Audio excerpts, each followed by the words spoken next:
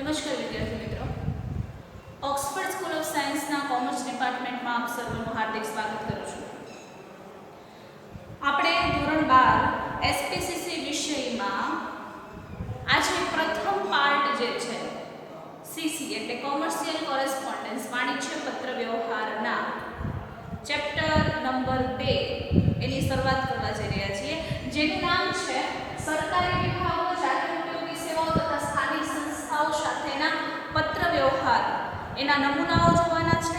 પત્ર વ્યવહાર કઈ રીતે થાય છે, કોની સાથે થાય છે, જેના વિશેની વિગતે માહિતી આપણે મેળવવાના છે.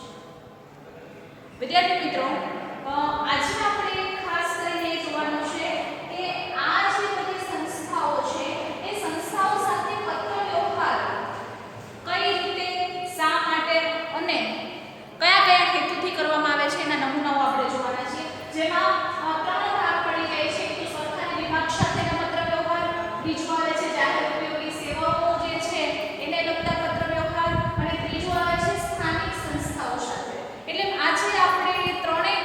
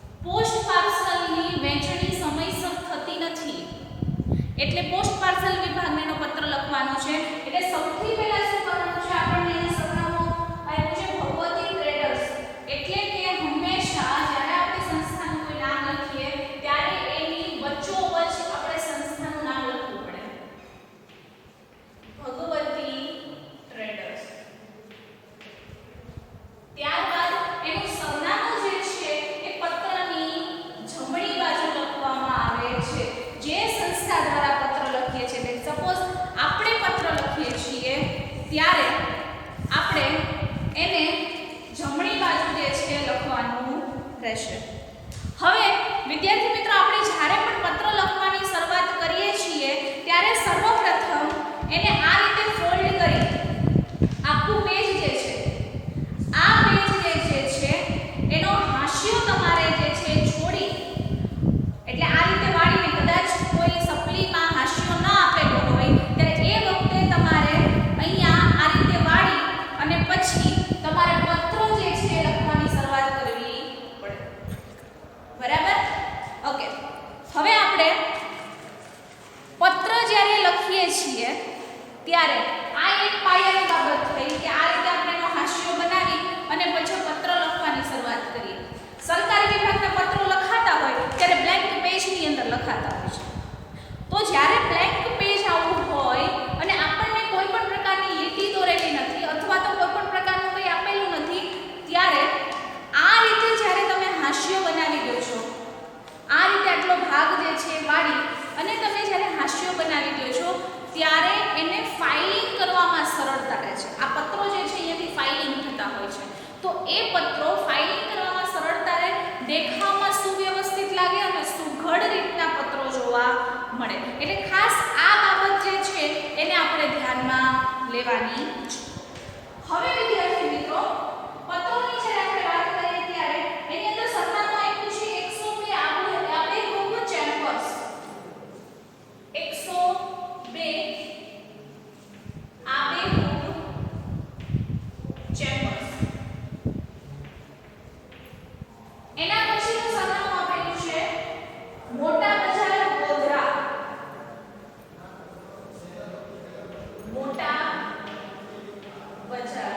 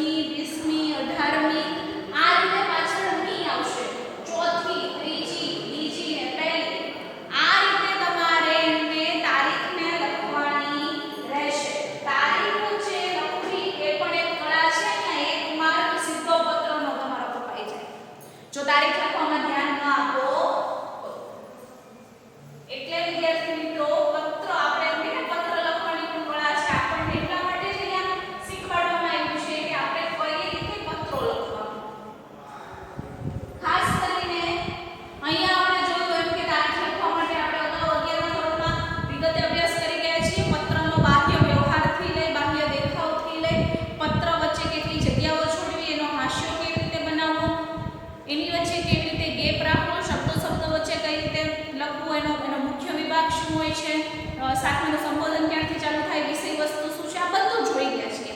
છતાં ફરીથી એક વખત જ્યારે આપણે એસપીસીસી વિષયની શરૂઆત કરીએ છીએ, એમાં સીસીની જ્યારે શરૂઆત થાય છે ત્યારે ફરી એક વખત આ બધી વસ્તુનું રિવિઝન કરી લઈએ એ ઈચ્છનીય છે.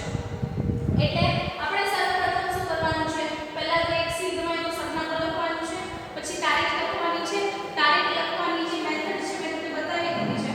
હવે આપણે અહીંયા ડાબી બાજુ ફોન નંબર લખવાનો છે. આપણો સંસ્થાનો જે કંઈ ફોન નંબર હોય, જો હોય તો એને આપવો પડે. અહીંયા ફોન નંબર આપેલો છે 02672 એટલે કે ગોધરાનો નંબર છે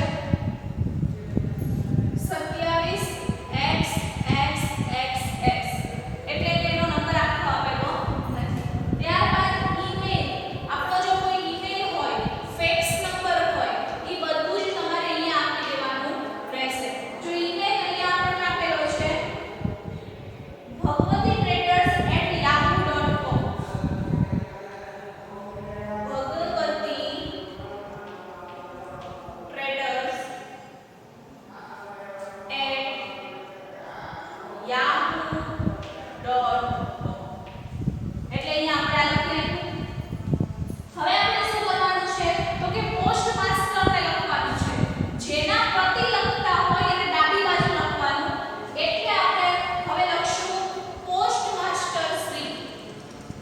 આની નીચે આવશે એટલે આપણે એકદમ સીધે લખવાનું નથી. એનાથી નીચે post master Shri. Post master Shri, મુખ્ય પોસ્ટ ઓફિસ,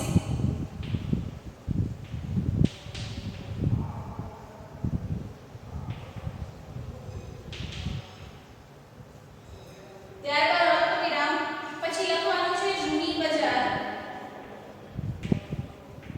ગોધરા. હવે આપણે આટલી વસ્તુ લખી. પહેલા તો જે મુખ્ય જે લખનાર છે એટલે કે અત્યારે આપણે લખનાર છીએ, આપણે ભગવતી ટ્રેડર્સ છીએ એમ સમજીને લખવાનું છે. એટલે કે અહીંયા આપણું સરનામું, પછી અહીંયા તારીખ, અહીંયા સામે ફોન નંબરની ઈમેલ જે હોય એ. ત્યારબાદ જ્યાંથી તારીખ પૂરી થાય છે ત્યાંથી એક લીટી છોડી પોસ્ટ માસ્ટર શ્રી અથવા તો જેને પ્રતિપત્ર લખતા હોય એના વિશે લખવાનું, એનું સરનામું આખું લખવાનું છે. પણ ઈચ્છનીય એ છે કે અહીંયા આ જે ભાગ છે એ એક પછી એક નીચે આવે. એટલે કે એક સીધમાં જ્યારે તમે સરનામું લખો છો ત્યારે એક સીધની અંદર આવે એ ઈચ્છનીય છે. ત્યારબાદ સ્પેસ છોડીને લખવાનું છે વિષય. આપણે જે વિષય છે, વિષય વચ્ચોવચ્ચ આવવો જોઈએ. વિષય વિશે લખવાનું છે. આપણને શું કીધું, પોસ્ટ માસ્ટરની સમયસર વહેંચણી નથી થતી એનો ફરિયાદનો પત્ર લખવાનો છે. એટલે વિષય આપણને આપેલો છે પોસ્ટ પાર્સલની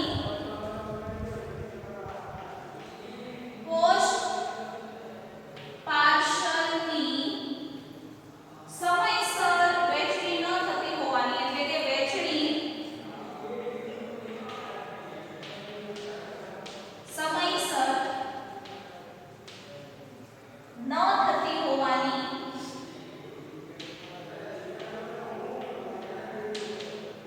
ફરિયાદ. અહીંયા આપણને પોસ્ટ પાર્સલની વહેંચણી સમયસર થતી નથી એની ફરિયાદ કરતો પત્ર લખેલો છે. પહેલા વિદ્યાર્થી મિત્રો આટલું લખી લો. એટલે આના પછીનો જે ભાગ છે એ હું તમને સમજાવું છું. પહેલા તમારે ઉપર ભગવતી ટ્રેડર્સ લખવાનું છે, અહીંયા એનું સરનામું લખવાનું છે, અહીંયા ફોન નંબર, ઈમેલ લખવાનો છે, પોસ્ટ માસ્ટર શ્રી જે આપેલું છે એ અહીંયા, અને એનો વિષય જે છે અહીંયા લખી. આટલું તમે લખીને કમ્પ્લીટ રાખો એટલે આના પછીનું જે છે જે વિભાગ પત્રનો એ હું તમને સમજાવું છું. વિદ્યાર્થી મિત્રો ઉપર ભગવતી ટ્રેડર્સ લખેલું છે, એની જમણી બાજુ ભગવતી ટ્રેડર્સનું સરનામું એટલે 102 આબેહૂબ ચેમ્બર્સ, મોટા બજાર, ગોધરા. ગોધરાનો પિનકોડ 389001. એક સ્પેસ છોડી અને એક લાઈન છોડી અને પછી નીચે 18મી ઓગસ્ટ 2017. એની ડાબી બાજુ તમે જોવો તો ફોન નંબર 02672 27XXXX.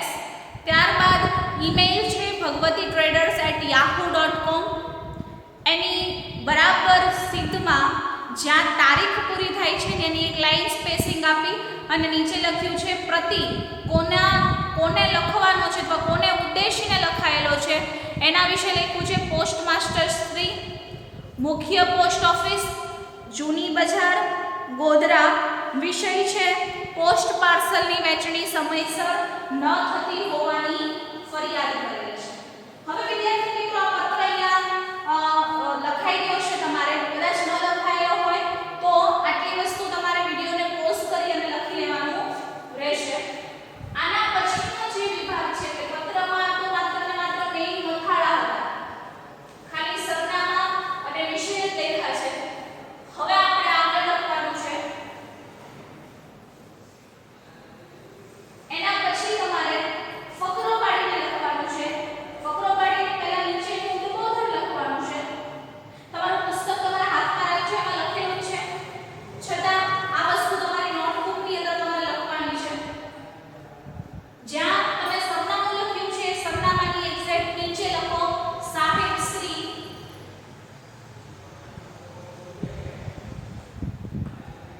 સાહેબ શ્રી લખ્યા પછી અલ્પવિરામ કરવાનું છે. અલ્પવિરામ કરી એક પેરેગ્રાફ પાડો કે આપના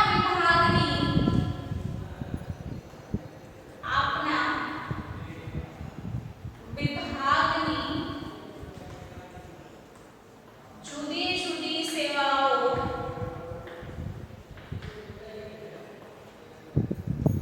વર્ષોથી અમને પ્રાપ્ત થઈ રહી છે.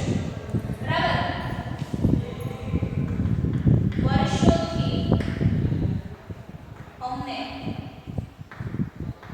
પ્રાપ્ત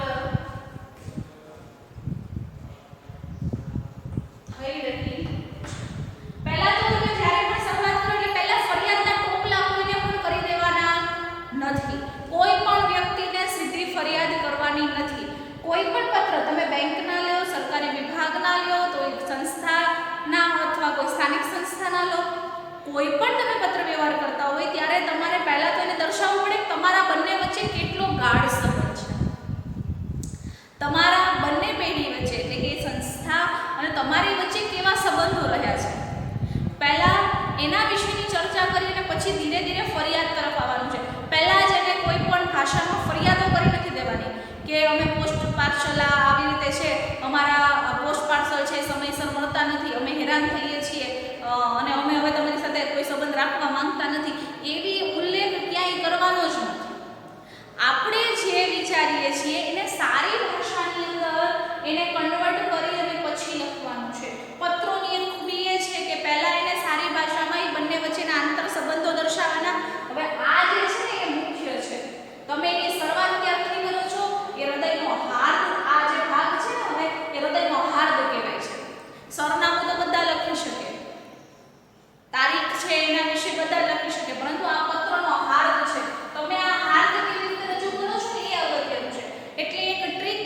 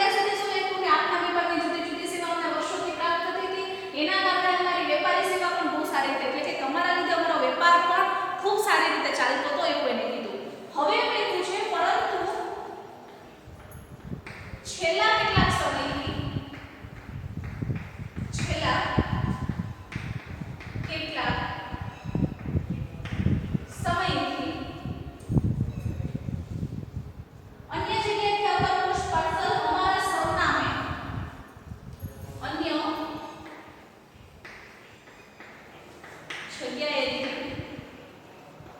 આવતા અમારા પોસ્ટ પાર્સલ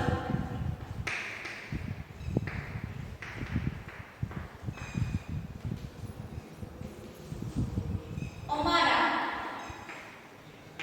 સરનામે સમયસર મળતા નથી. હવે પહેલા એને ખૂબ સારી વાત કરી કે આપના વિભાગની જુદી જુદી સેવા સાથે વર્ષોથી અમને આ લાભ પ્રાપ્ત થાય છે, એના કારણે અમારી વેપારી સેવાઓ છે સુપેરે ચાલે છે. પરંતુ છેલ્લા કેટલાક સમયથી અન્ય જગ્યાએથી આવતા આજે પોસ્ટ ઓફિસના અને પોસ્ટ પાર્સલો જે છે એ અમારા સરનામે અમને સમયસર મળતા નથી. આ એનો પહેલો વિભાગ પૂરો થઈ જાય છે. તમારે આટલું પહેલા લખી લેવાનું છે. એનો પત્રનો હાર્દ જે છે એની તમારે શરૂઆત કરી દેવાની છે. તમારે લખવાનું છે કે સાહેબ શ્રી આપના વિભાગની જુદી જુદી સેવાઓ અમને વર્ષોથી પ્રાપ્ત થઈ રહી છે, એના કારણે અમારી વેપારી સેવાઓ સુપેરે ચાલે છે, પરંતુ છેલ્લા કેટલાક સમયથી અન્ય જગ્યાએથી આવતા પોસ્ટ પાર્સલ અમારા સરનામે અમને સમયસર મળતા નથી. આટલી વાત આપણે જે છે એ પહેલા કરી દેવાની છે. આટલી વસ્તુ લખ્યા પછી આપણે એના બીજા ફકરા તરફ જવાનું છે, જેમાં લખેલું છે કે આ કારણે અમારા વ્યવસાયિક વ્યવહારો ખોરવાઈ જાય છે. હવે આ સમયસર મળતા નથી તો આપણા ધંધા ઉપર શું અસર થાય છે? તો કે આ કારણોસર બરાબર આની નીચે પેરેગ્રાફ આવવો જોઈએ. આ કારણોસર અમારા વ્યાવસાયિક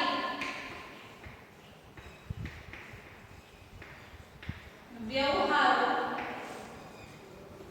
ખોરવાઈ જાય છે.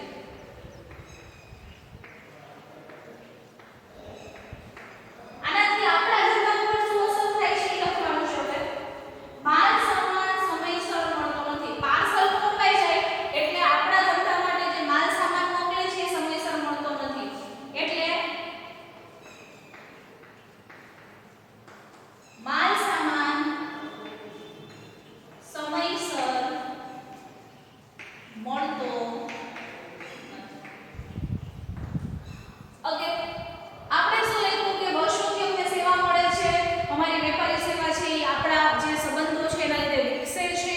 ત્યારબાદ છેલ્લા કેટલાક સમયથી આપણે મૂળ સમસ્યા ઉપર આપણે આવીએ કે પછી બહુ લાંબુ નથી લખવાનું એના વિશે, માત્ર બે લીટીમાં સમજાવી દેવાનું છે કે એ સંસ્થા અને તમારી વચ્ચેના સંબંધો કેવા છે.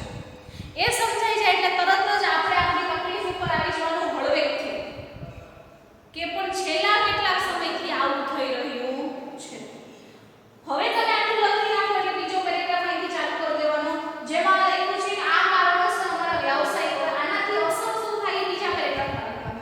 આના લીધે અમારા વ્યવસાયિક વ્યવહારો ખોરવાઈ જાય છે, માલ સામાન છે સમયસર મળતો નથી, તેને સંલગ્ન નિર્ણયો લેવામાં વિલંબ થાય છે. કારણ કે કોઈ પણ પત્રો મોડા મળે કે માલ સામાન મોડો મળે એટલે એને લગતા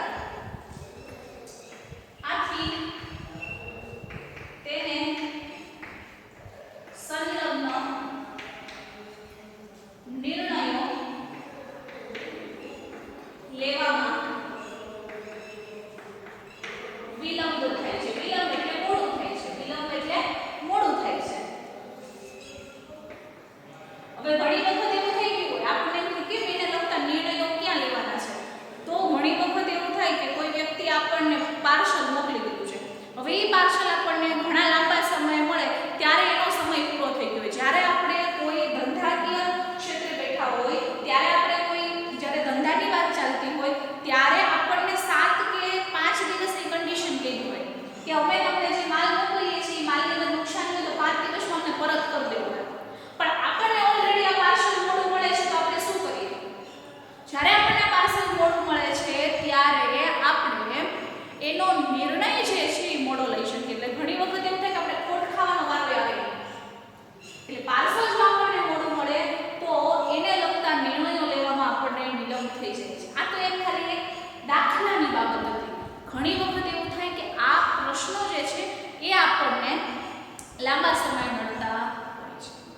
એટલે વિદ્યાર્થી મિત્રો આપણે ખાસ કરીને આ બધી બાબતમાં ધ્યાન રાખવાનું છે, ખાસ કરીને કાળજીઓ લેવાની છે કે જ્યારે આપણે પત્ર લખતા હોય ત્યારે આપણા પ્રશ્નો, આપણી સમસ્યાઓ બહુ સારી રીતે એને સમજાવવાની, હળવે કરીને એને કહી દેવાની, એને ખ્યાલ પણ ના આવે કે અમને સમસ્યાઓ હતી, પણ સારી ભાષામાં, શિષ્ટ ભાષામાં કહેવાની છે.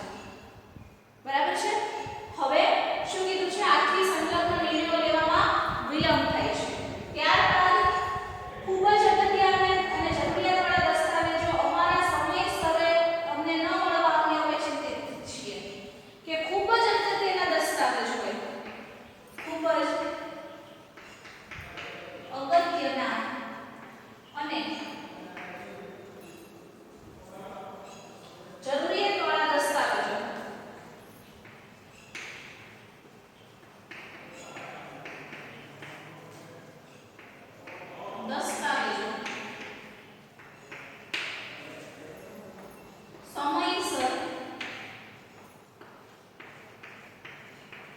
ન મળવાથી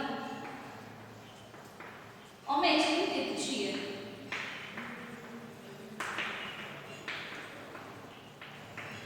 હવે વિદ્યાર્થી મિત્રો થાય એવું કે આના લીધે આપણને કેટલા પ્રશ્નો થાય છે, અહીંયા આપણે એને દર્શાવવાનું છે. પહેલું શું કીધું કે વ્યાવસાયિક વ્યવહારો છે એ ખોરવાઈ જાય. બીજું શું થાય? માલ સામાન સમયસર મળતો નથી. હવે મને છે તો એ અંગેના નિર્ણયો લેવામાં, જેમ આપણે વાત કરી કે કદાચ કોઈ એવા પ્રશ્નો હોય કે જે ક્યાંક ને ક્યાંક આપણને એ માલ પાછો મોકલવાનો હોય અથવા તો એને લગતા કોઈ બીજા પ્રશ્નો હોય તો એને નિર્ણય લેવામાં આપણને વિલંબ થાય છે. ખૂબ જ અગત્યના અને જરૂરિયાતવાળા દસ્તાવેજો સમયસર ન મળવાથી અમે ચિંતિત છીએ. ઘણી વખત એવું થાય પાર્સલથી પણ કુરિયરથી આપણે કોઈ મહત્વના દસ્તાવેજો મંગાવ્યા હોય અને આ દસ્તાવેજો સમયસર ન મળે એટલે આપણને ચિંતા થવી સ્વાભાવિક છે. ઘણી વખત બેંકને લગતા પ્રશ્નો હોય, બિલને લગતા પ્રશ્નો હોય, નાણાકીય વ્યવહારો આપણે કર્યા હોય તો એ નાણાકીય વ્યવહારોવાળા દસ્તાવેજો છે કે જે ખૂબ અગત્યના છે એ ન મળવાથી ચિંતિત છીએ એવું આપણે દર્શાવવાનું છે. ત્યારબાદ પોસ્ટ વિભાગની આ પ્રકારની બેકાળજીને કારણે વેપારી તરીકેની અમારી વિશ્વસનીયતામાં આંચ આવે છે. શું લખ્યું? એને ધીરે ધીરે કહી દીધું કે પોસ્ટ વિભાગની આવી બેકાળજીથી અથવા બેકાળજીથી અમારી વેપારી તરીકેની વિશ્વસનીયતામાં આંચ આવે છે. બેકાળજીથી અથવા બેકાળજીના કારણે વેપારી તરીકેની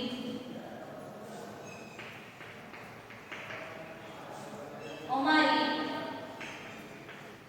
વિશ્વસનીયતામાં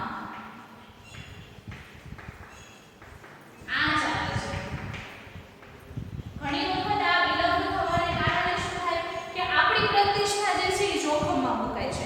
એવી એને સીધી ભાષામાં કીધું કે આ તમારી બેકાળજીને લીધે અમારી વિશ્વસનીયતા ઉપર આંચ આવે છે. ઉપરોક્ત ફરિયાદ અંગે તપાસ કરીને સત્વરે જરૂરી પગલાં લેવા આપને નમ્ર વિનંતી છે. એટલે ઉપરોક્ત ફરિયાદ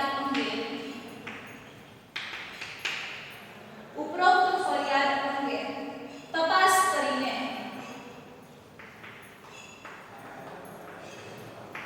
સત્વરે એટલે તાત્કાલિક, જેટલા ઝડપી બને એટલા ઝડપી કરીને સત્વરે જરૂરી પગલાં લેવા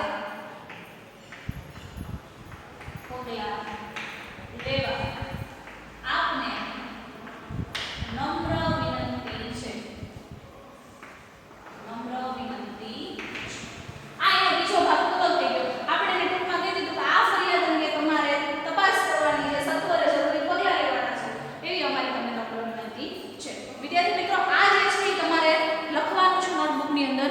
બીજો પેરેગ્રાફ તમે જુઓ કે આ કારણોસર અમારા વ્યાવસાયિક વ્યવહારો ખોરવાઈ જાય છે, માલ સામાન સમયસર મળતો નથી, આથી એને સંલગ્ન નિર્ણયો લેવામાં વિલંબ થાય છે.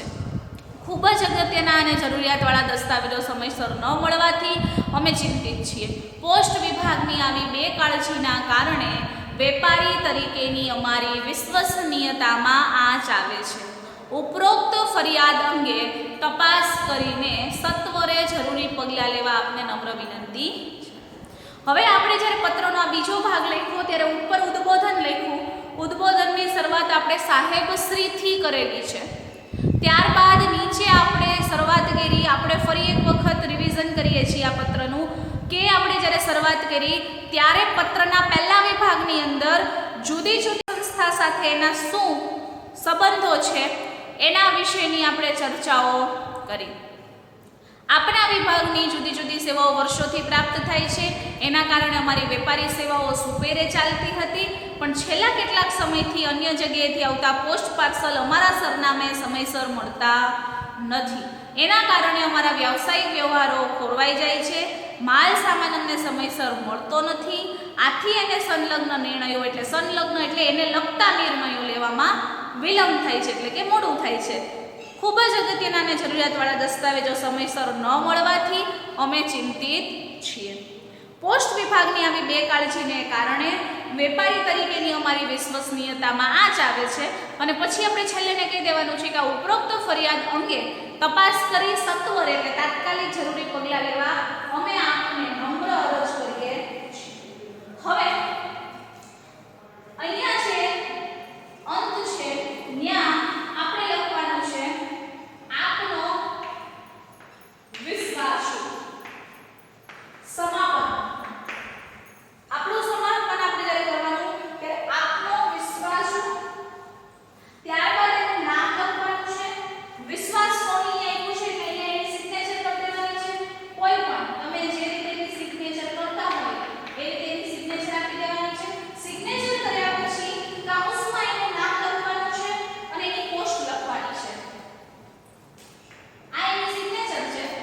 અહીંયા આપણે એનું કાઉન્સમાં નામ લખવાનું વિશ્વાસ સોની અને શું છે તો કે ભાગીદાર.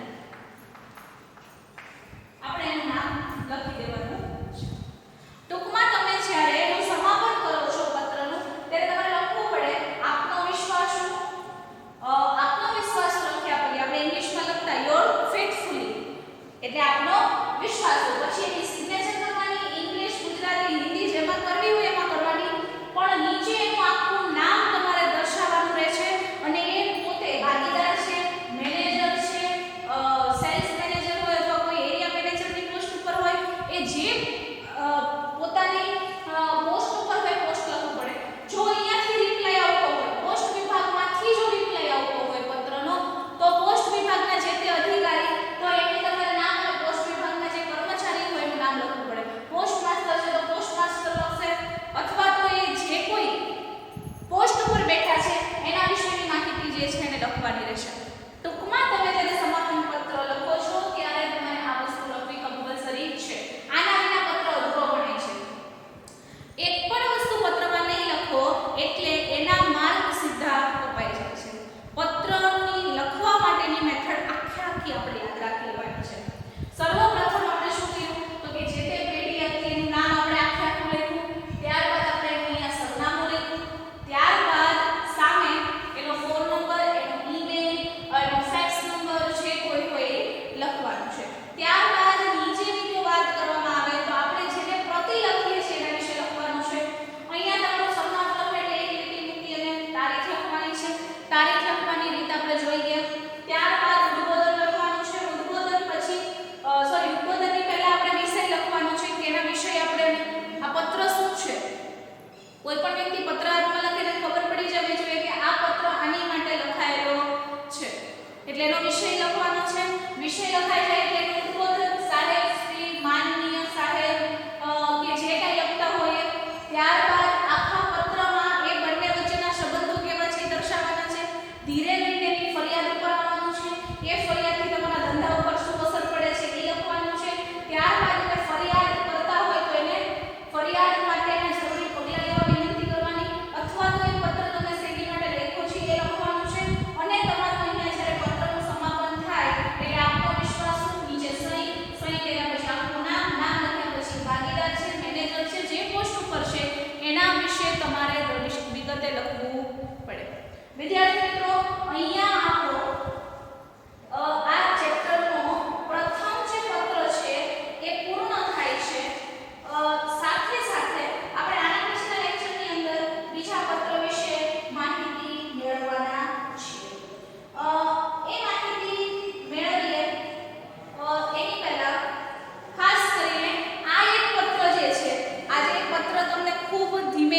સારી રીતે સમજાવવાનું કારણ એ છે કે ક્યાંક ને ક્યાંક તમે જાતે પત્ર લખો, આવો બીજો એક પત્ર તમારે તમારી જાતે લખવાનો છે. આજના હોમવર્કની અંદર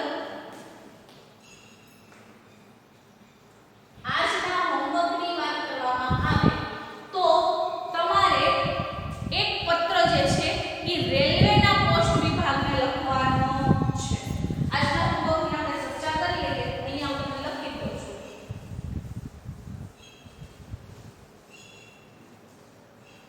આજના પત્રની જો વાત કરવામાં આવે તો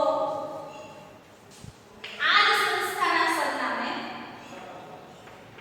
પ્રગતિ ટ્રેડર્સ સંસ્થાના નામે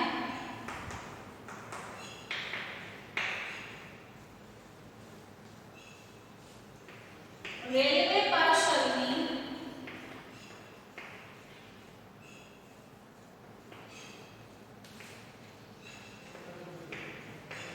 વહેંચણી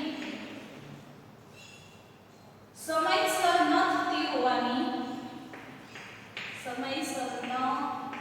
થતી હોવાની ફરિયાદ પત્ર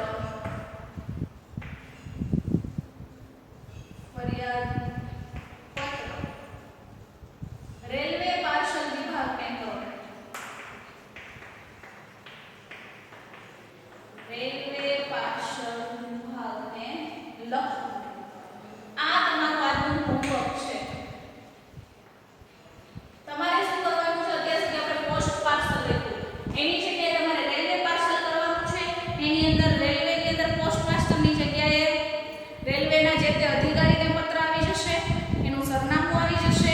ત્યારબાદ અહીંયા આપણે પોસ્ટ પાર્સલ લખ્યું છે ત્યાં રેલવે થઈ જશે અને આની અંદર તમારે જે છે એ જ રીતે તમારે પત્ર લખવાનો રહેશે. ટૂંકમાં રેલવે પાર્સલ વિભાગને તમારે પત્ર લખવાનો છે. આ તમારું આજનું હોમવર્ક છે. આ પત્ર તમારે તમારી રીતે લખવાનો છે એવું જરૂરી નથી તમે આના જ શબ્દો લખો, પરંતુ સારી ભાષામાં તમે તમારી રીતે કંઈક મૌલિક રીતે તમને જે વિચાર આવે છે એના વિશે તમે રજૂઆત કરી શકો છો. એટલે વિદ્યાર્થી મિત્રો, પત્ર એવી બાબત છે કે જે માત્ર ને માત્ર પ્રેક્ટિસથી આવડશે એની માટેની કોઈ ટ્રીક નથી. હા, પત્ર લખવા માટેની જે બાબતો છે મેં તમને કહી દીધી, એની ટ્રીક મેં તમને કહી દીધી, પરંતુ ક્યાંક ને ક્યાંક તમે પ્રેક્ટિસ કરશો તો તમને આવડશે. એટલે આપણે પત્ર લખશું, આ રીતે ભણશું, પ્રેક્ટિસ કરતા રહેશું, દરેક નાની નાની બાબત છે પત્રોની જાણતા રહેશું અને ઘરે રહો, સુરક્ષિત રહો અને અભ્યાસ કરતા રહો. સાથે જ